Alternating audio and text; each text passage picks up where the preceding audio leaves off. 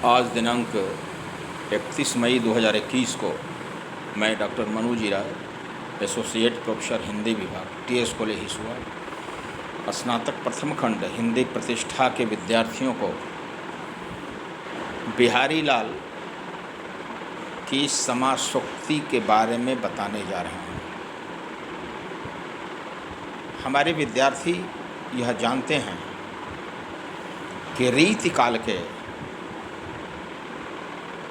सर्वप्रिय कवि यदि कोई है, बहुप्रिय कवि है, सबसे अधिक लोकप्रिय कवि है, तो वह बिहारी लाल है। बिहारी लाल ने मात्र एक ही पुस्तक की रचना की, सतसई, जिसे आज बिहारी सतसई कहा जाता है, लेकिन उस पुस्तक की रचना करके ही उन्होंने सर्वाधिक ख्याति प्राप्त की। मात्र दोहे और सोरठा छंद दोनों का प्रयोग करके उन्होंने सतसई की रचना की।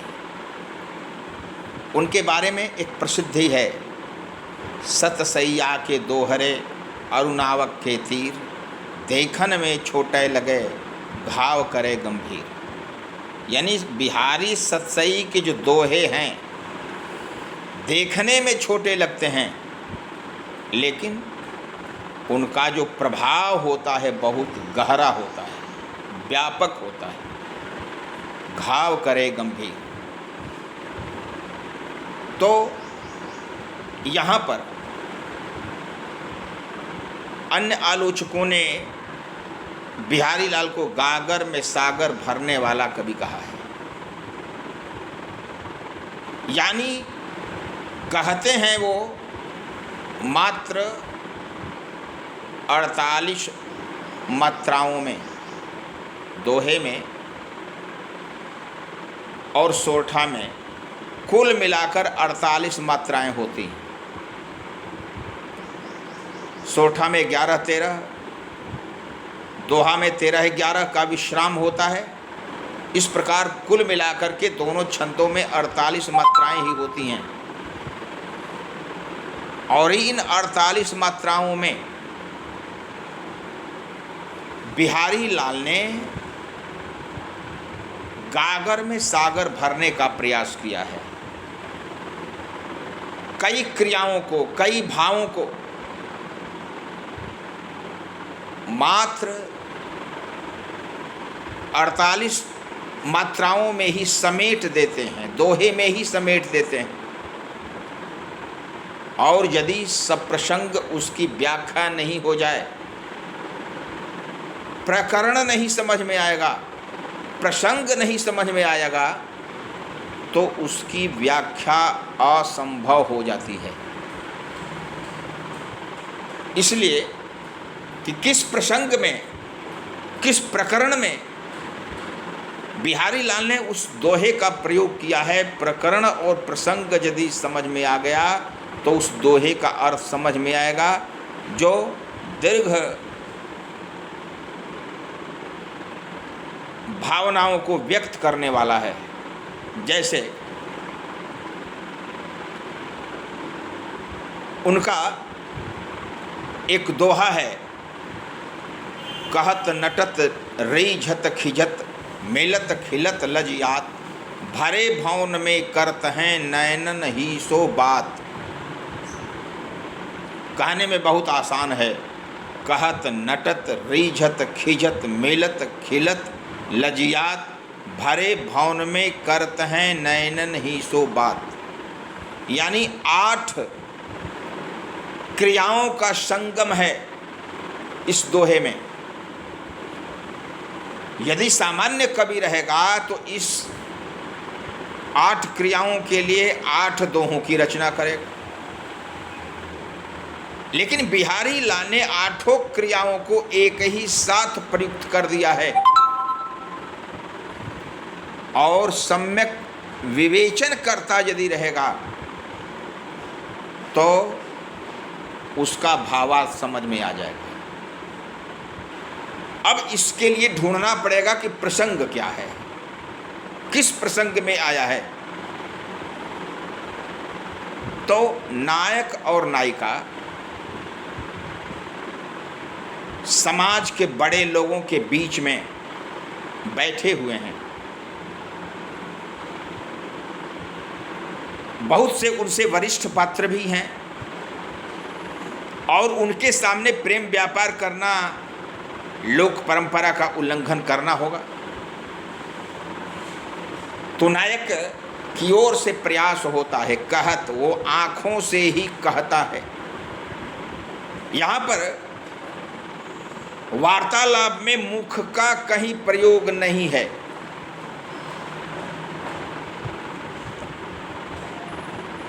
कहत आंखों से ही कहता है, प्रणय याचना करता है। कहत नटत, आंखों से ही वो इनकार कर देती है, पुतली को घुमा देती है। यानी नायक कहता है मैं प्रेम करता हूँ, नायिका कहती मैं प्रेम नहीं करती हूँ। कहत नटत, तो जो पुतली घुमाती है, आंखों को घुमाती है, उस पर नायक प्रसन्न हो जाता है। कहत नटत रीझत, रीझना का अर्थ होता है खुश हो जाना। और जब नायक खुश हो जाता है तो नायिका लगता है कि मैं तो अब हार गई, हमारी कमजोरी इसने पकड़ ली, तो खींच जाती है। कहत नटत रीझत खिजत मिलत, और जब खिजती है, नाराज होती है, क्रुद्ध होती है, तब अचानक दोनों की आंखें मिल जाती हैं, यानी आंखें चार हो जाती हैं। मिलत खिलत, जो क्रोध का भाव था अचानक प्रसन्नता में बदल जाता है। मिलत खिलत लजियात, और अचानक जब चेहरा खिल गया, मुख प्रसन्न हो गया, तो प्रेम का व्यापार आरंभ होता है और उसमें लज्जा नाम की भावना आ जाती है। नायिका लज्जित हो जाती है। भरे भवन में करता है नैनन ही सो बात। बिहारी लाल ने साफ कहा है कि मुख से इनका प्रेम व्यापार नहीं होता, नेत्रों से ही प्रेम व्यापार हो रहा है।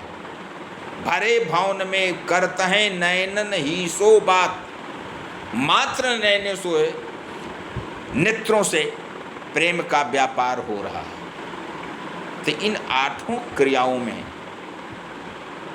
बिहारी लाल ने जो नेत्र के द्वारा प्रेम व्यापार को समेटने का प्रयास किया है, यही समासोक्ति है। समासोक्ति का यदि संधि विच्छेद किया जाए तो समास जोड़ उक्ति। हमारे यहाँ समास यानी थोड़े में कहना, उक्ति माने कथन, समास यानी थोड़े में कहने को समासोक्ति कहते हैं। हमारे यहाँ दो शैलियाँ थीं, समास शैली और व्यास शैली। समास शैली यानी बहुत को थोड़े में कह देना, यानी संक्षेपण, जिसका रूप हुआ है संक्षिप्त में ही, और उसकी व्याख्या की जाए, पल्लवन हो गया। तो थोड़े में समास पद्धति अपनाई है बिहारी लाल ने, क्योंकि उनको कोई प्रबंध काव्य लिखना नहीं था, लंबी कथा चल नहीं रही थी, मुक्तक छंद की ही रचना उन्होंने की, और उस मुक्तक छंद में लंबे प्रसंग को उन्होंने समेट करके यह बताने का प्रयास किया है कि मैंने गागर में सागर भरा है, कोई तत्वज्ञ ही इस सागर के गांभीर्य का मूल्यांकन कर सकता है। अब दूसरा उदाहरण देखा जाए एक नायिका अपनी सखी से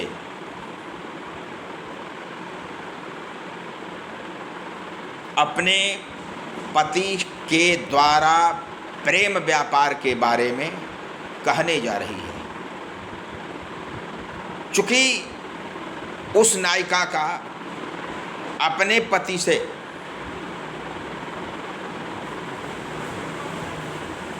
कुछ विरोध हुआ है, दोनों एक दूसरे से रूठे हुए हैं, एक ही कमरे में हैं, एक ही बिस्तर पर हैं, और उस बिस्तर पर रह करके भी दोनों के बीच में 36 का संबंध बना हुआ है।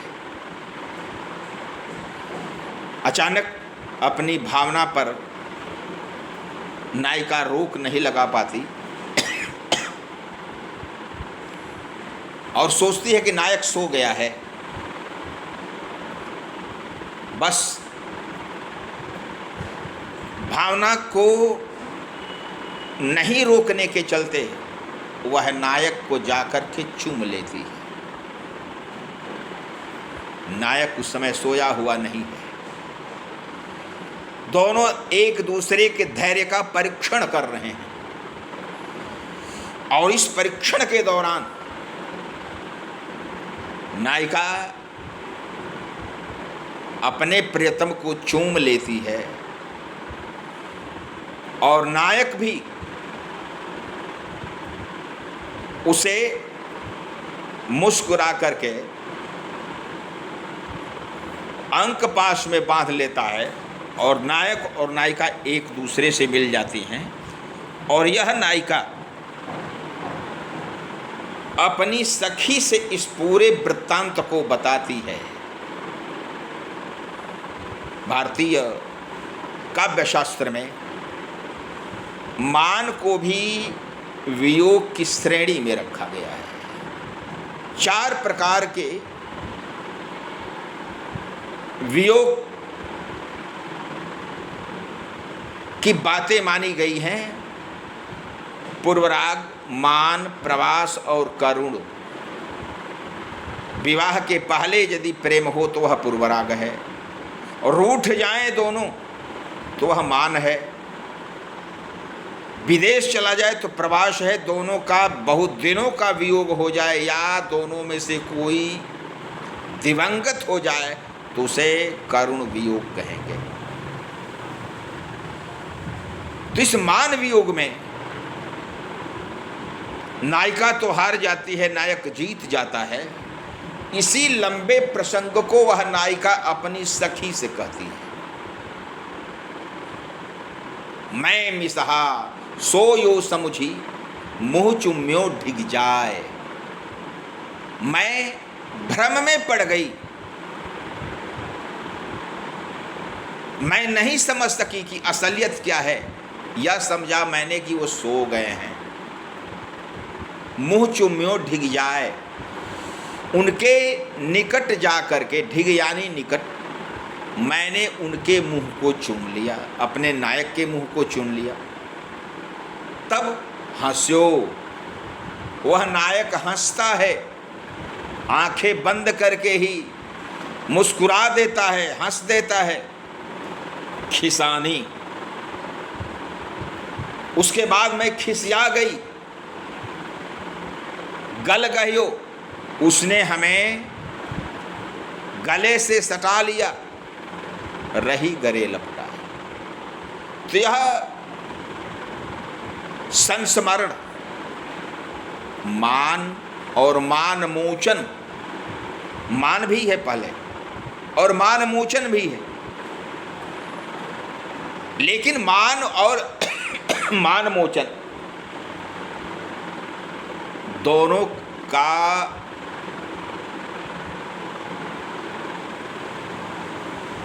अवलोकन बिहारी लाल ने एक ही दोहे में कराया है। पहले दोनों एक दूसरे से रूठे हुए हैं, बाद में नायिका नायक को चूमती है, नायक उसका भी प्रत्युत्तर देता है, मुस्कुरा करके, गले में सिमट करके। तो यह भी समासुक्ति का उदाहरण है। कई ऐसे प्रसंग हैं, कहीं राधा और माधव का बहाना बना लिया गया है, कहीं सामान्य नायक और नायिका का बहाना बना लिया गया है, लेकिन करीब करीब 700 दोहों में से 50 से अधिक ऐसे दोहे जरूर हैं जिनमें समासुक्ति या गागर में सागर भरने का भरपूर प्रयास किया गया है। यह आश्चर्य है कि एक क्रिया में बिहारी लाल का कोई भी दोहा व्यक्त नहीं होता है। एक से अधिक 2, 3, 4, 5 क्रियाएं जुड़ जाती हैं। इसीलिए सतसैया के दोहरे अरुणावक के तीर, देखन में छोटे लगे घाव करे गंभीर। देखने में छोटे लगते हैं लेकिन प्रभाव उनका बहुत व्यापक होता है। ऐसा ही एक उदाहरण बिहारी लाल ने प्रस्तुत किया है, जिसमें राधिका कृष्ण से वार्तालाप करना चाहती है। कृष्ण वार्तालाप से भाग रहे हैं, लेकिन राधिका उनका पीछा करती है, बाध्य करती है कि नहीं, आपको बातें करनी होगी। राधा और कृष्ण के या बिहारी लाल के दोहे में जो प्रेम व्यक्त हुआ है, उसमें जैसा शुक्ल जी ने कहा है, साहचर्य और रूप लोभ दोनों का योग है। राधा और कृष्ण का प्रेम जो वर्णित किया है सूरदास ने, उसमें साहचर्य और रूप लोभ दोनों का संगम है। वही स्थिति बिहारी लाल के दोहे में भी है। इसमें भी रूप लोभ और साहचर्य का संयोग है। श्री कृष्ण के समक्ष राधिका है, राधिका उनकी मुरली को चुरा करके रख लेती है अपने कटि प्रदेश में, या अपनी अंगिया के बीच में मुरली को छिपा लेती है। उसका लोभ क्या है? उसका एकमात्र लोभ है श्री कृष्ण से वार्तालाप करना। श्री कृष्ण वार्तालाप नहीं कर रहे हैं तो बाध्य करती है कि वार्तालाप आपको करना होगा, तो बतरस लालच लाल की मुरली धरी लुकाए। बातों के लोभ के लिए, यानी हमें बात कुछ करनी है।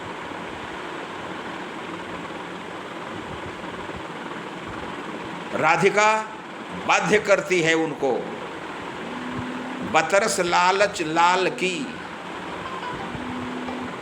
बातों के लोभ के लिए उनकी मुरली को राधिका ने छिपा लिया, लुकाए, मुरली धरी लुकाए, छिपा करके रख लिया। उसके बाद श्री कृष्ण उससे आग्रह कर लेते हैं, सौंह करे, मांगते हैं अपनी मुरली। तो कसम खाती है। सौंह करना यानी कसम खाना। कसम खाती है कि मैंने मुरली नहीं छिपाई है, मेरे पास मुरली नहीं है, लेकिन जब वो दूर जाना चाहते हैं कि भाई इसके पास नहीं तो कहीं दूसरी जगह होगी, भौहानी हंसे, भौहों से मुस्कुरा देती है, मुंह से नहीं भौहों से इशारा कर देती है, भौहों को चला करके। और तब सोचते हैं कि जरूर ये मुस्कुरा रही है, भौहों के द्वारा इशारा करे, इसके मतलब इसके पास है। और तब दैन कहे, श्री कृष्ण कहते हैं दे दो मेरी मुरली, तब वह नट जाए, यानी इनकार कर देती है। यही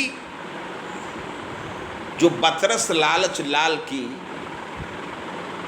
या वार्तालाप का लोभ है, श्री कृष्ण के रूप की चाहत है, उनके मुंह से शब्दों को सुनने की प्यास है, ऐसे प्रसंग को बिहारी लाल ने अपने सतसई में स्थान दिया है।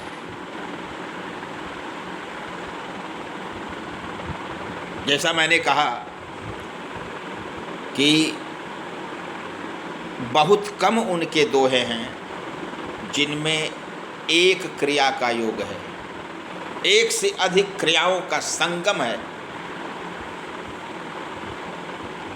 इसमें भी बतरस लालच लाल की मुरली धरी लुकाए एक क्रिया, सौह करे दूसरी क्रिया, भौहानी हंसे तीसरी क्रिया, देन कहे चौथी क्रिया, नट जाए पांचवी क्रिया।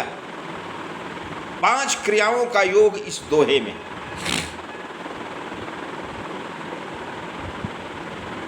इसके अतिरिक्त ऐसा नहीं है कि सामान्य प्रेम व्यापार में ही उन्होंने समासुक्ति का प्रयोग किया है।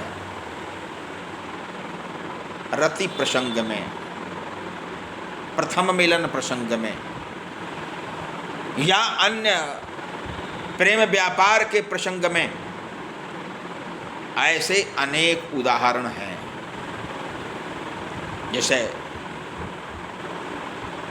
नायक और नायिका प्रथम रात्रि के दिन, जिसे सुहाग रात कहा जाता है, मिलते हैं, दोनों एक ही शयन कक्ष में बैठे हुए हैं बेड पर।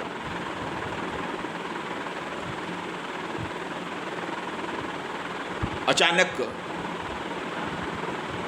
नायक का प्रयास होता है आलिंगन का। उस समय नायिका ने जिस चातुर्य का प्रयोग किया है शालीनतापूर्वक, उसका हूबहू वर्णन बिहारी लाल ने समासुक्ति के माध्यम से व्यक्त किया है। भौहन त्रासति, नायक जो ही हाथ बढ़ाता है आलिंगन बद्ध करने का, वह भौहों से डराती है। भौहन त्रासति, कुछ और प्रयास करता है नायक। मुख नटति, मुंह से ना कहती है, इनकार करती है, नहीं नहीं ना। भौहन त्रासति मुख नटति, आँखिन सो लपटाती, लेकिन प्रेम के आवेग के कारण उसकी आंखें लाल हो गई हैं। वह उससे, नायक से लिपटना चाहती है, लेकिन लोक मर्यादा का पालन कर रही है। आँखिन सो लपटात, ऐंच छुड़ावत कर ऐंची, हाथ पकड़ता है नायक, कलाई को पकड़ता है और उस कलाई को ऐसे घुमा करके वो छुड़ाती है, लेकिन आगे आवत जात। बिहारी लाल ने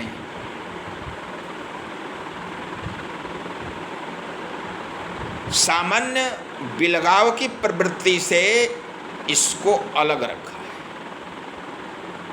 यदि कोई छुड़ाना चाहेगा तो दूर भागना चाहेगा, और यहां पर नायिका दूर नहीं भागती है, नजदीक आती है।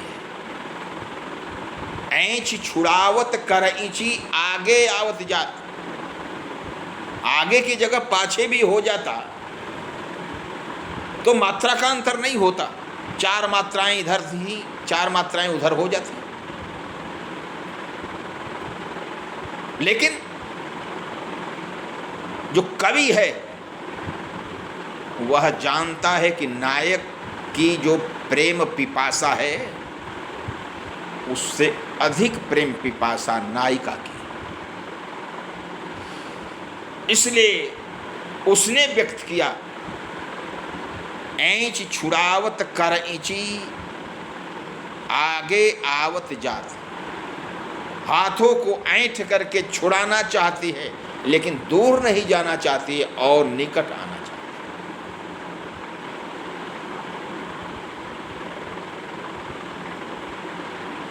है। ऐ जो प्रसंग है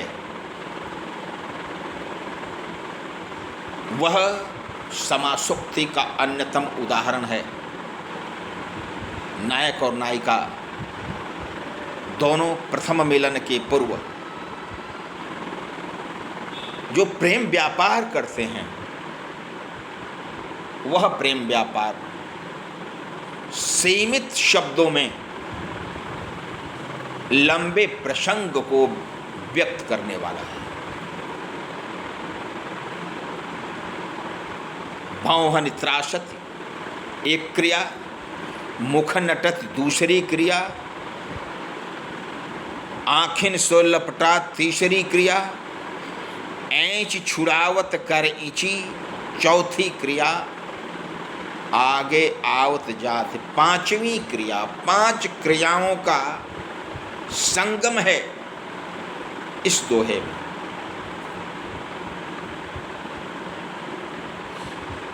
ऐसा ही राधा और कृष्ण का एक और प्रसंग आता है।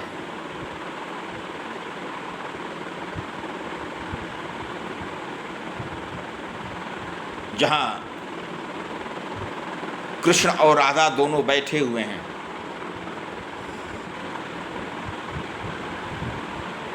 कृष्ण राधा को यह संदेश भेजते हैं कि मैं तुमसे प्रेम करता हूँ, मैं तुझे चाहता हूँ। राधा वहाँ पर बैठी हुई है,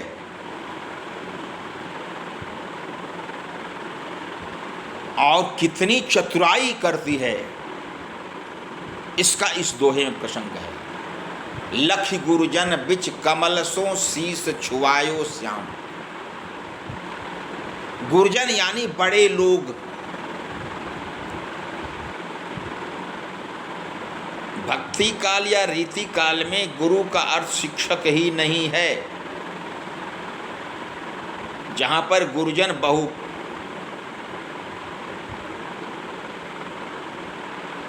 बहुवचन में प्रयुक्त हुआ है वहां पर समाज के वरिष्ठ पात्र आते हैं। लख गुरुजन बिच कमल सो शीस छुआयो श्याम। बहुत से लोग हैं, चाचा चाची नाना नानी इत्यादि संभ्रांत जितने भी हैं अगल बगल के बड़े लोग, वे हैं। लख गुरुजन बिच कमल सो, वहाँ पर कृष्ण जाते हैं और एक कमल को शीस से स्पर्श कराते हैं। ये सामान्य घटना है, दूसरे को कुछ पता भी नहीं चलेगा कि कमल का फूल है वो अपने माथे से सटा रहे हैं। तो इसमें कहीं अभद्रता है नहीं, असामाजिकता है नहीं, अशालीनता नहीं है। लख गुरुजन बिच कमलसो शीस छुआयो श्याम। शीस का स्पर्श कराया उस कमल से। नायिका को देख करके हरिसन मुख कर आरसी। नायिका के हाथ में कंगन था, कंगन में नग जड़े हुए थे, और उस कंगन के नग को नायिका ने क्या किया कि नायक की ओर कर दिया। ऐसे नायक की प्रतिच्छाया उस कंगन में आ गई, और तब उस हाथ को ऐसे मोड़ करके उसने हृदय से लगा लिया। हरि सन्मुख कर आरसी हृदय लगाई बाम। आरसी का अर्थ आईना भी होता है, लेकिन एक बड़ा आईना लेकर के कोई सभा में बैठेगा नहीं। वह आईना कहीं बाहर का नहीं है। उसने जो कंगन पहना है, उस कंगन में आईना है, और उसमें उनकी प्रतिबिंब, उनकी छाया आ रही है, प्रतिबिंब उनका आ रहा है, और उसको वह हृदय से लगा लेती है। यदि ध्यान दिया जाए तो ऐसा ही प्रसंग गोस्वामी तुलसीदास ने व्यक्त किया है।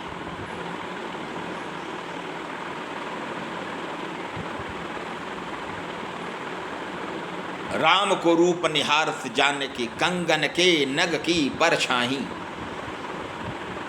बहुत से लोग बैठे हुए हैं, शादी का क्रम चल रहा है।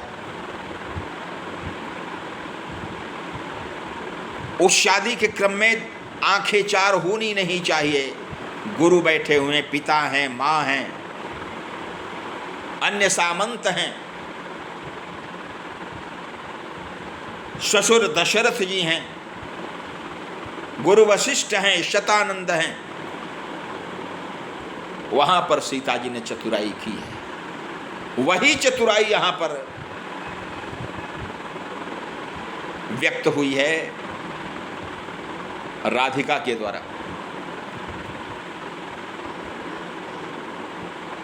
तो राम को रूप निहारत जानकी कंगन के नग की परछाई। कंगन का नग ऐसे किया हुआ था, अचानक उसमें राम की छवि आने लगी, और राम की छवि को देखने की उत्कट अभिलाषा ऐसी है कि उस अभिलाषा की पूर्ति के लिए सीता जी घंटों तक पूरे वैवाहिक कार्यक्रम में याते सबय सुधि भूल गई, कर टेक रही पलटारत नहीं। पूरे समय तक उस हाथ को पकड़ी रही, नजरों को झुकाई हुई रही, लेकिन उन्होंने पलकों को गिरने नहीं दिया।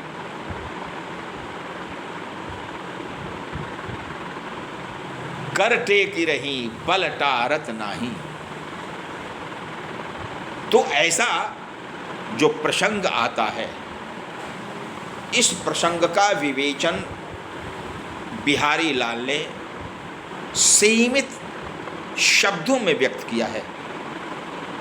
इसीलिए कहा जाए तो बिहारी लाल गागर में सागर भरने वाले कवि हैं। दोहे में कहानी का पूरा प्लॉट बांधने वाले कवि हैं।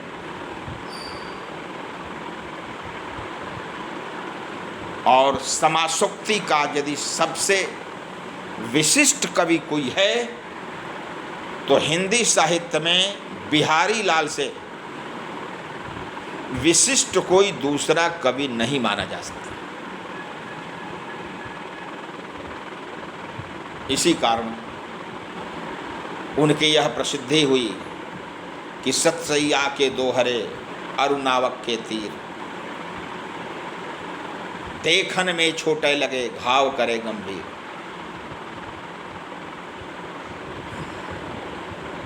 जैसे नाविक का जो तीर होता है,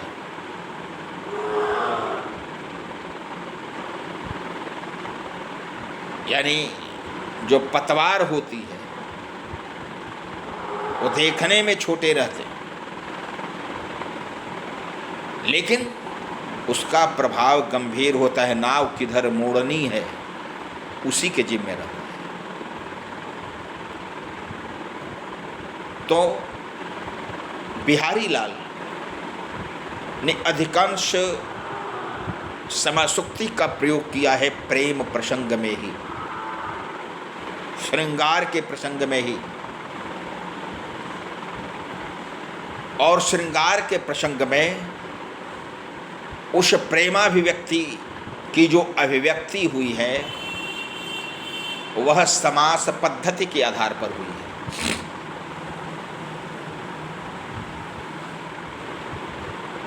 जैसे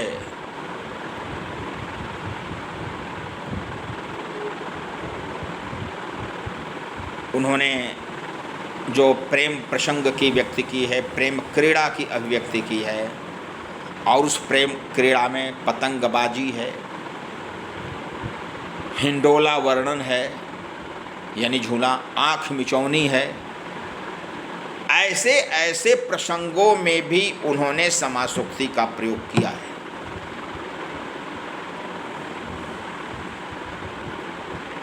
जैसे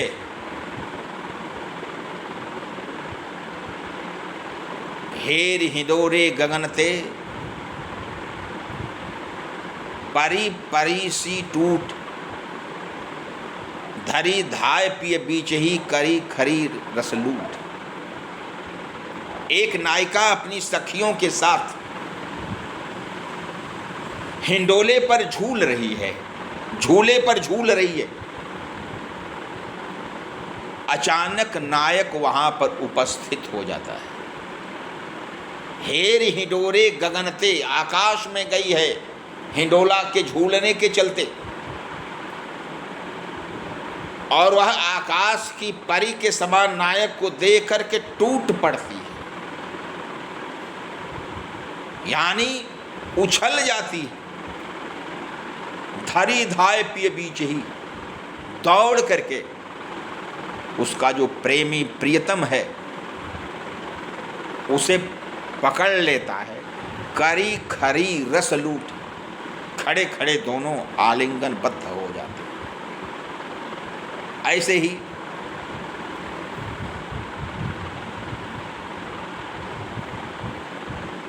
एक आया है प्रसंग विपरीत रसिका। सामान्य प्रेम से विशिष्ट प्रेम, विपरीत प्रेम यदि हो जाए तो उसको विपरीत रति कहते हैं।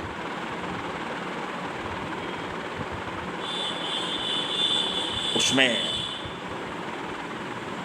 पति और पत्नी का जो सामान्य है, पति प्रेम क्रीड़ा में ऊपर, पत्नी नीचे, लेकिन उसमें इसके ठीक विपरीत, पति नीचे पत्नी ऊपर, इसका भी वर्णन किया है। घोर श्रृंगारिक है, अश्लील है, लेकिन उसमें भी समासोक्ति है। पर्योजोर विपरीत रति, रंगी सूरत रणधीर, करत कोलाहल किंकिनी, गयो मौन मंजीर, यानी मंजीर की आवाज बंद हो गई, किंकिणी की आवाज चल रही है। तो ऐसे प्रसंगों को जिसमें कई क्रिया है, पर्योजोर विपरीत रति, रंगी सूरत रणधीर, करत कोलाहल किंकिनी, कोलाहल किंकिनी कर रही है, उसमें चंचलता है और मंजीर में स्थिरता है। इसका भी वर्णन बिहारी लाल ने किया है। सारांश रूप से यह कहा जा सकता है कि बिहारी लाल का जो समासुक्तिपूर्ण वर्णन है या समास पद्धति है काव्य रचना की, वह विशिष्ट है और आज तक वैसी समास पद्धति का प्रयोग करने वाला कोई दूसरा कवि हुआ भी नहीं। मात्र एक रचना सतसई और सतसई के कई भागों में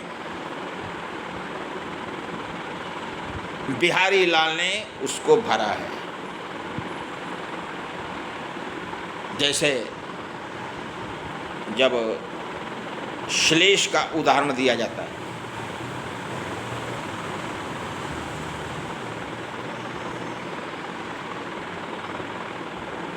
जब विरोधाभास का उदाहरण दिया जाता है, जब अन्य अलंकार का उदाहरण दिया जाता है, तो ढूंढ करके बिहारी के दोहे को ही लाया जाता है।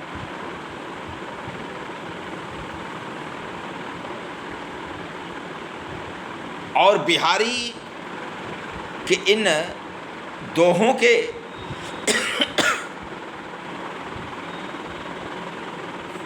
व्यापक भाव को व्यक्त करने के लिए प्रसंगों की योजना हुई है। पहले बिहारी लाल के दोहे का अर्थ करना जरा मुश्किल हो जाता है, जब तक कि उसके प्रसंग के बारे में नहीं जाना जाए।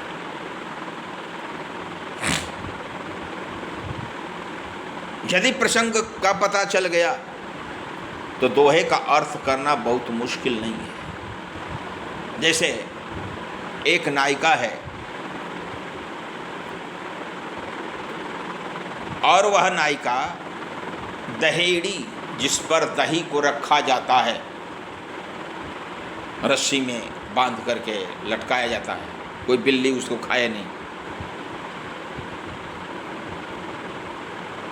और उस दहेड़ी को पकड़ती है नायिका उतारने के लिए। चूंकि उसने ऊंचाई पर रखे हुए दहेड़ी को पकड़ा है,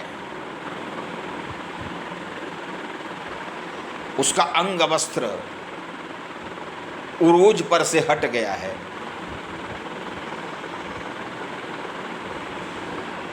उसका वक्षस्थल अनावृत हो गया है। उस समय वह नायक कहता है उससे, अहे दहेड़ी जिन धरे जिन तू ले ही उतार। ए नेवजूती, तुम उस दहेड़ी को पकड़ो नहीं, जिन तू ले ही उतार, और उस दहेड़ी को नीचे उतारो भी नहीं। नीके है छी को छुए। बहुत अच्छा लगता है जब तू सीका को पकड़ती है, ऐसे ही रहना, ऐसे ही मूर्तिवत तुम खड़ी रहो। तो यह जो व्यापक प्रसंग आया है, यह समासोक्ति का उदाहरण है।